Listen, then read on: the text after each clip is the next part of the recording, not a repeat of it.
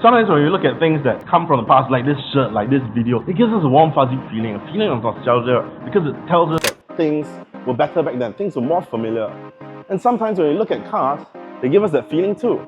So today we're taking a look at this, the Hyundai Santa Fe Hybrid.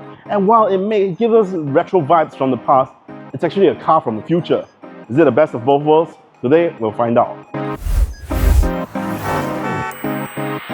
Now, if you're thinking about trading in your car to buy a car like this Hyundai Santa Fe Hybrid, try selling it with Quotes instead. Quotes helps you sell your car quickly and easily. With the new Quotes doorstep, get a professional inspection by our certified mechanics at your convenience anywhere on the island. Quotes will then auction out your car online to its wide network of dealers to bid on your car. Once bidding is complete, Quotes will update you with their best offer price at no obligation. It's that easy. To find out more, visit quotes.com.sg. That's QUOTZ.com.sg.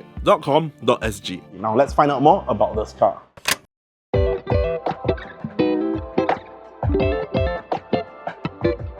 Now, starting off by the front, the previous generation Santa Fe was nice with those interlocking daytime running lights. It looked like it was a lower rung from the Palisade, kind of like an alien spaceship. That was nice, but this is a new retro cool, and I think Hyundai knocks it out of the park with these. Look at these gigantic H daytime running lights, as well as your turn signals, and then you got your headlamps right here. This bronze color is fantastic as well, complementing this really black logo up here. And then you got your smoked chrome trims all around here with these triangles, as well as this bar right across here. Overall, very imposing, very foreboding. Seeing this in your rearview mirror will definitely make you sidestep from lane 1. Over down here, you get some vents that open up when your car needs to cool down. Overall, very nice design. Let's move on to the side. Now, over by the side of the Santa Fe, you'll notice a lot of these black trims along the side there, traditionally for your mud guards to prevent mud from going onto the paintwork of the car. But with a gloss black, it's a nice touch.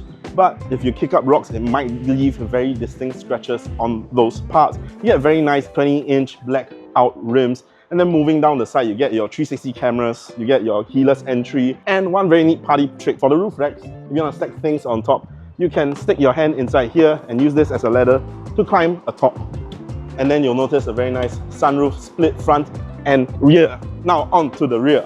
Now over in the rear are where things get a little bit freaky. You get a very nice spoiler right here, right? And just like the Sorento, a very nice hidden away rear wiper underneath the brake, high mount brake light, which I like. Very nice matte black logo, Santa Fe Hybrid widely across the rear. Continuance of the H logo design right here. It looks very nice in photos, looks very nice in videos, but the first time that I laid my eyes upon it, it looks a little bit weird, especially when you check it out from the side. The angle, it's a little bit bulging right here. It kind of feels like this rear should have jutted out a little bit more for a nice even ending right here. But never mind that, you're still gonna get plenty of boot space. Open up the power tailgate, very, very wide tailgate. So look at that, you can just sit down from the tailgate. Even with the third row seats up, you can still stand the luggage and the anti-trolley. Obviously not gonna pass the anti-trolley length test, even with the third row seats up. Now, if you need even more space, you can knock down the third row seats for 629 litres worth of boot space. Otherwise, in terms of amenities, you're gonna be able to reach into your 12 volt right here, as well as some hooks. And if you need to knock down the rear seats, you can just press these buttons.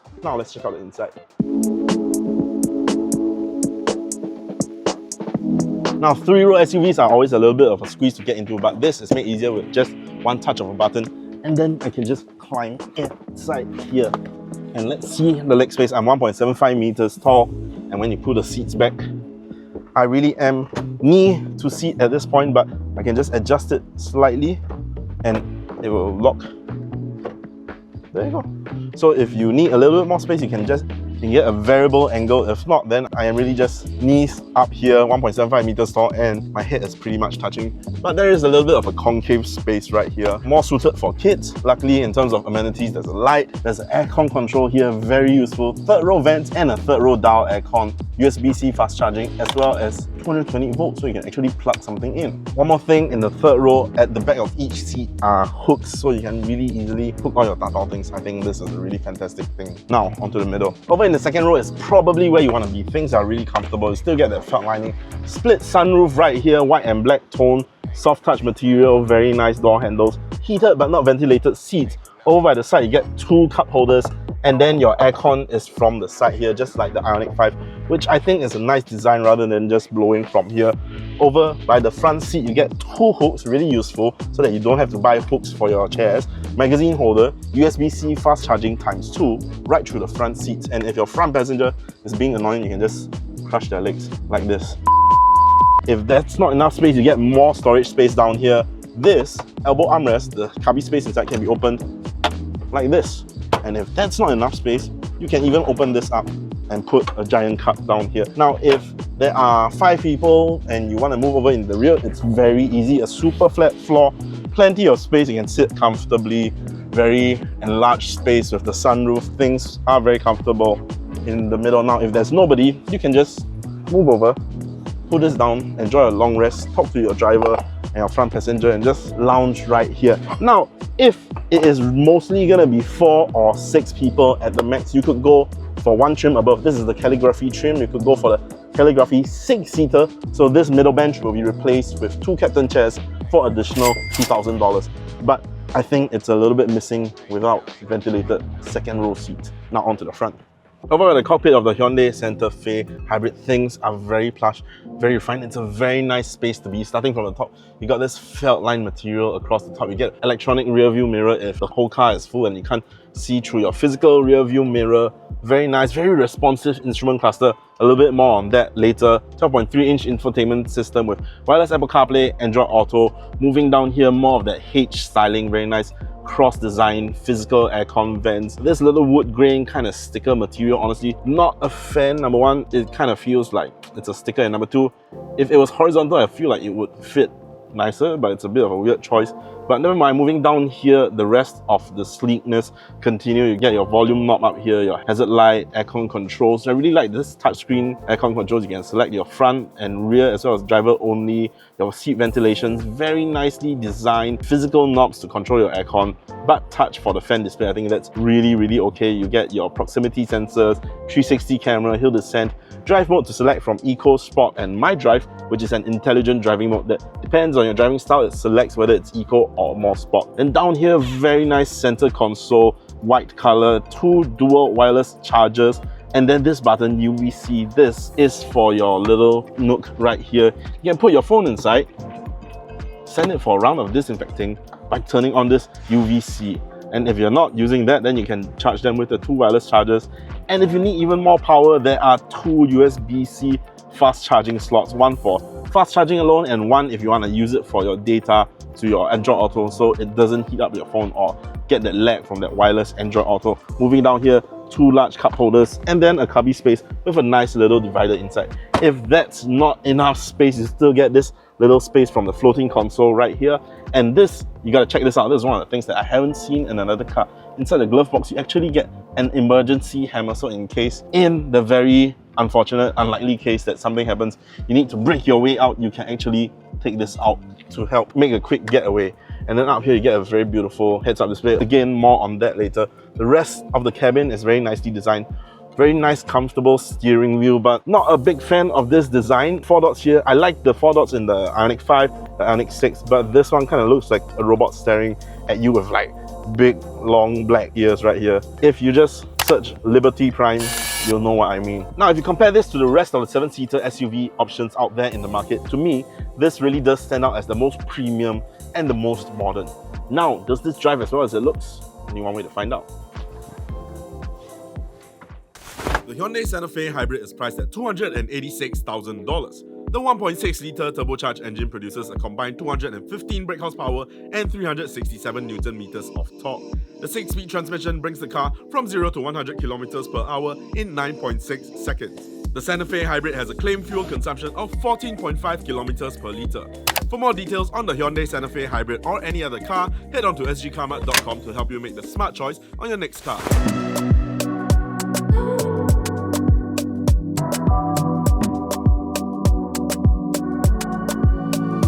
So, driving the Santa Fe 1.6-litre turbo hybrid, what does it feel like? First of all, if you notice something different, that's because we had to re-record this part because the audio got a little bit corrupted.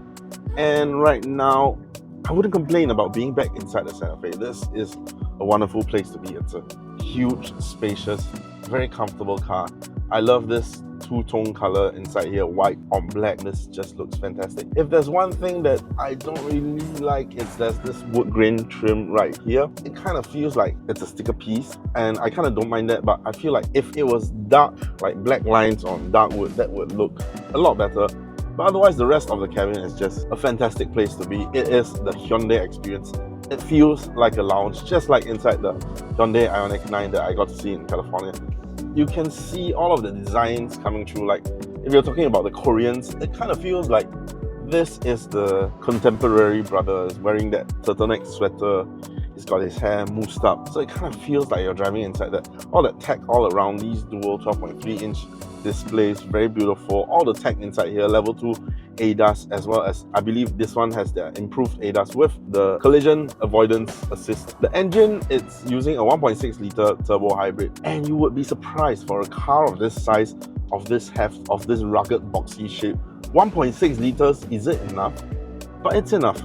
You would be very, very surprised, and I can't believe how strong this is from a 1.6 litre turbo hybrid, but I believe that's because the hybrid system, they're using a bigger motor. That way it really does trick you into believing that this is something bigger than 1.6, and it drives well. It's capable when you put your foot down, but I find myself going over to switching the drive mode down into sport quite a lot. Then you get a little bit more of that responsive pedal feel. It almost feels like when you're in My Drive, which is their smart drive, which helps you select between sport or eco automatically. Or if you're in eco mode, it feels like it has that CVT rubber bandy feel, but that's because they meet out the power distribution, so it's kind of like this. So when you put your foot down, it takes a little while for it to speed up, and then that's when you feel like, yeah, it's a very strong, very capable engine that has the oomph, but it's just a little bit hesitant to give it up. Then again, when you think about this way, the car is a 1.6 litre turbocharged engine, so it does have enough power. And when you think about the drivetrains of before, it's coming all down to this more eco-conscious, eco-friendly size that's giving you better fuel economy. Speaking of fuel economy, I'm getting 7.5 litres per 100 km. I believe that's somewhere about 13 kilometers per litre, and it is rather pretty good number for this size, but I feel like somehow Kia Sorento Hybrid just does it a little bit better. If we go on to noise, vibration, harshness, things inside here are calm and quiet.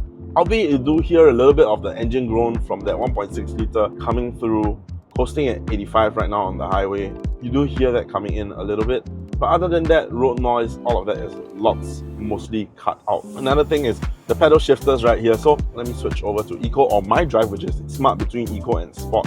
When you hit on the pedal shifters, they actually control your regenerative braking. So levels 0, 1, 2, 3, and then if you hold on to the pedal shifter, it actually brings you into auto. So right now I am on the expressway going at 69. It is almost like an adaptive cruise control, where it senses how distant you are from the car in front, and based upon your speed, it controls how much you're going to brake, which is a very nifty touch. And you also get to see that little bit of movement on the regenerative braking settings. I believe the other brand that has this is the Mercedes EQ series, so it has that smart auto braking even when you're not active cruise control. It helps you stay away from the car in front at a sensible distance without having you to hop on the brakes all the time. So in terms of handling, this car is a little bit more set up for comfort.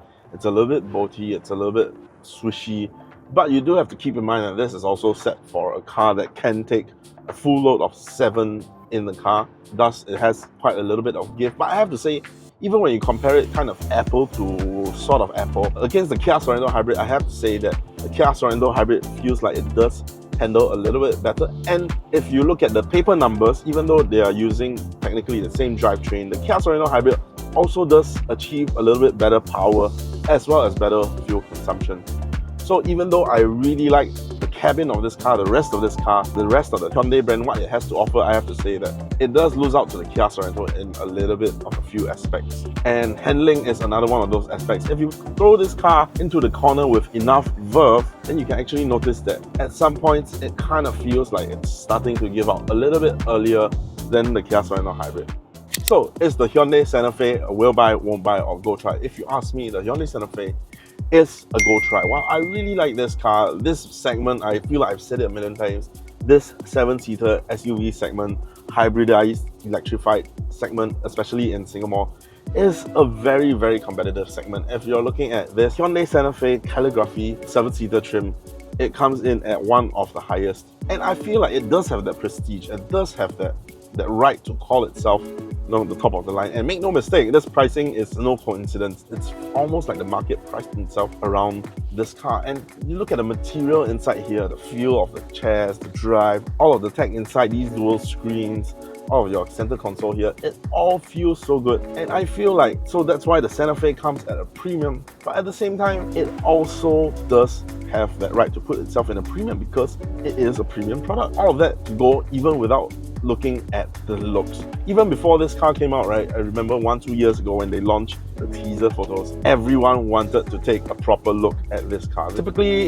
if you look at the Ioniq 9, it's kind of like the reverse. They're going more cyber, all of that aerostatic, they call it, that boat tail design. It really makes things so bubbly and aerodynamic. And this, on the other hand, it's a big, boxy car. And that's what people like about it. This is a car that makes people turn their heads. Even though it's a little bit expensive, this is definitely a go try because so many people are gonna love it.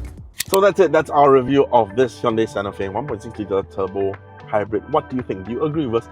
Do you disagree with us? Let us know down in the comments below, as well as any other car that you'd like to see us try out. Do leave it in the comments and I'll read every single one of these. Now, if you've made it this far, don't forget to like, share, subscribe, hit that bell notification icon so you don't miss any of our future uploads. And lastly, do follow us on TikTok for the fun stuff. We are at Sgcarmart. Thanks for watching. I'll see you on the next one. Now, does this car drive as well as it looks? Here's how to stop stumbling and fumbling over your words when you are speaking. What you have to do is practice enunciating words.